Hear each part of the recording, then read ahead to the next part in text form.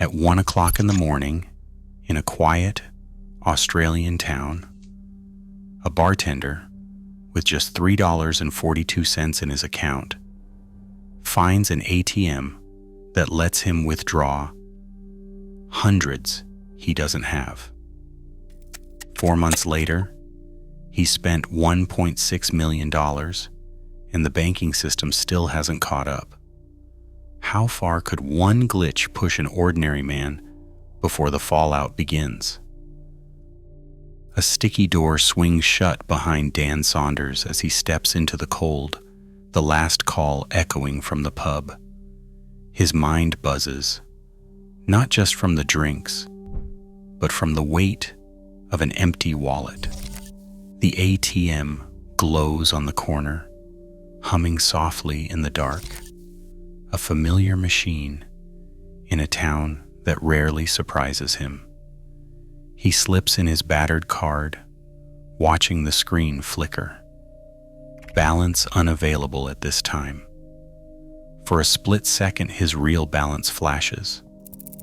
$3.42, then vanishes. The message makes no sense.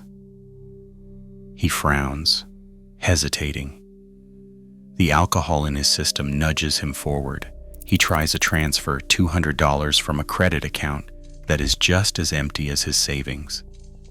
The machine churns, then spits his card back. Transaction canceled. No cash. No receipt. Most people would walk away. Dan almost does. But something nags at him. He pushes the card in again. This time he selects withdraw, $200 from savings. He knows there is nothing there. The machine whirs, clicks, and then, against all logic, spits out crisp notes. Real money. He stands frozen, staring at the cash in his hand, the red eye of the security camera blinking above him. His heart hammers. He counts the bills once, then again. Different serial numbers fresh from the vault. He waits for alarms, for someone to shout, for sirens to slice through the night. Nothing. Just the hum of the ATM and the distant sound of a truck on the highway. Dan stuffs the bills into his pocket, hands shaking. Back in the bar, he buys a round for friends, laughing too loudly, trying to act normal while his mind races. Was it a glitch? A fluke? He needs to know. On the walk home, he tries again. Another transfer, another withdrawal, $500, then $600. Each time, the machine obeys. By the time he stumbles through his front door, his wallet is thick with hundreds and his nerves are shot. On his bed, he dumps the cash out, staring at a pile of money that should not exist. It feels like a magic trick he cannot explain. As the adrenaline fades, a new feeling creeps in, wonder mixed with fear. What if the bank notices? What if this is just the beginning? Morning comes with a pounding headache and a wallet still heavy with cash. Dan dials the bank's hotline, listening as the automated voice reads out a number he's never heard before. -$2,000. The money is real, but the balance is a hole. He hangs up, heart racing, and starts to piece together the rules of this strange new game. That night, he returns to the same ATM. The clock strikes 1, and the streets outside are empty. He tries the same trick, a transfer from his credit account to savings, even though both are nearly empty. The ATM processes the transfer, then lets him withdraw more cash. Again, the machine hums, spits out notes, and the screen flashes approval. no questions asked. Dan tests the boundaries, inching up the amounts. $500, $600. Each time the machine delivers, and each time the negative balance grows. The pattern holds. As long as the transfer happens during this late-night window, the system does not seem to notice the missing funds. It is as if, for a few hours each night, the bank's defenses go dark. He begins to track the timing more closely, watching the clock and noting when the ATM's responses change. Around 1 a.m, the system lags. Transfers go through, withdrawals are approved, and the balance check is always a step behind reality. By day, the account looks like a disaster, deep in the red.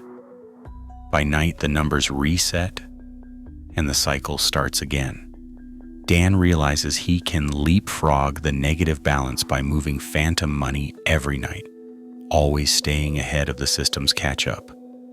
It is not hacking, just persistence, timing, and nerve. The more he tests, the more confident he becomes. What started as a fluke now feels like a formula. The temptation to push further grows with every successful run.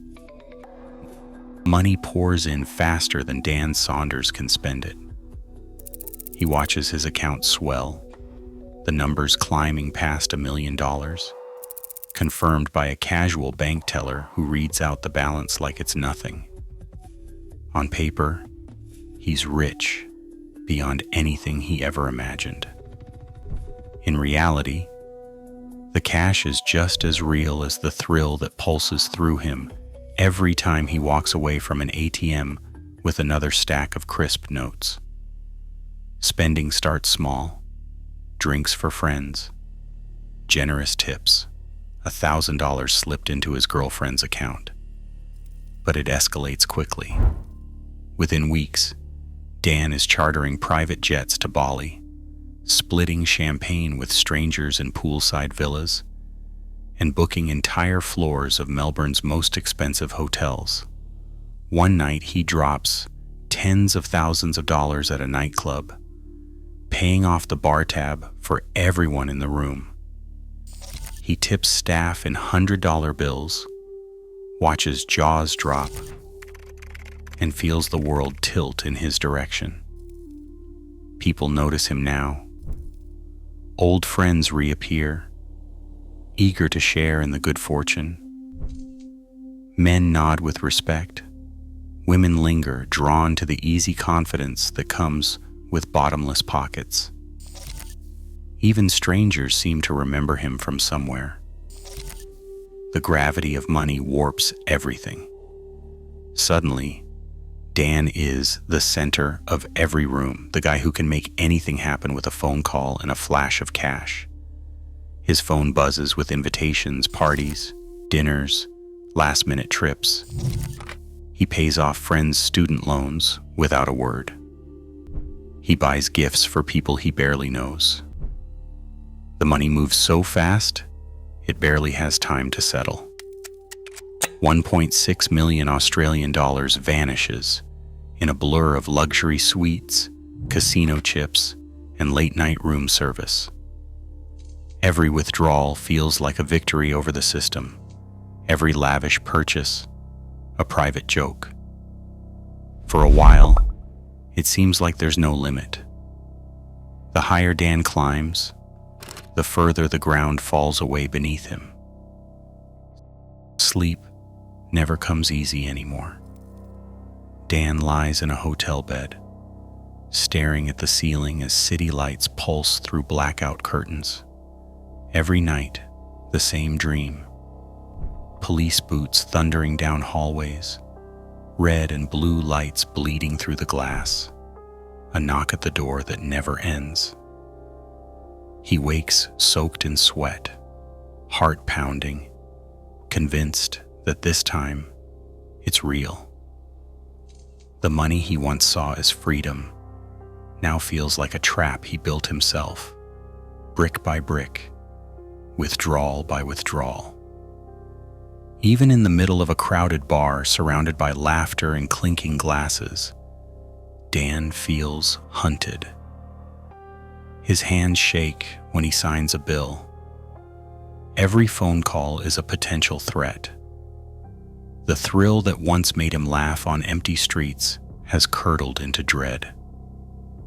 He checks his accounts obsessively, watching the numbers twist further out of reach, knowing each night's ritual only deepens the hole. One night, a friend corners him in a quiet corner, voice low and unsteady. "I know what you're doing," the friend says, eyes fixed on Dan's. "You're going to prison." The words land like a punch. For a moment, Dan can't breathe. He tries to laugh it off, orders another bottle, but the warning echoes long after the music fades. Everyone else sees the parties, the cash, the easy confidence. Only a handful see the fear underneath. By June, the nightmares bleed into daylight. Dan's hands tremble even when he's alone. He stops going out. He stops answering calls. The ATM ritual that once felt like a secret superpower now feels like a countdown. One night he doesn't go. No transfer, no withdrawal. The next morning his balance collapses, a negative so deep it feels bottomless. He dials his bank manager, voice shaking. "I'm sorry," he says. "I want to give it back." He offers $80,000 in cash, stacked in a hotel laundry bag. The manager's reply is flat, almost bored. "This is a police matter now." Silence. No advice, no deal. Just the sound of the line going dead. For the first time in months, Dan feels empty. The game is over, and the world is holding its breath. Today, global banks process over $8 trillion daily. Much of it is moved by code, not cashiers. As digital transactions multiply, so do the cracks nobody sees. The next glitch will not wait for confession. In a world built on invisible trust, what happens when the system blinks and no one is watching?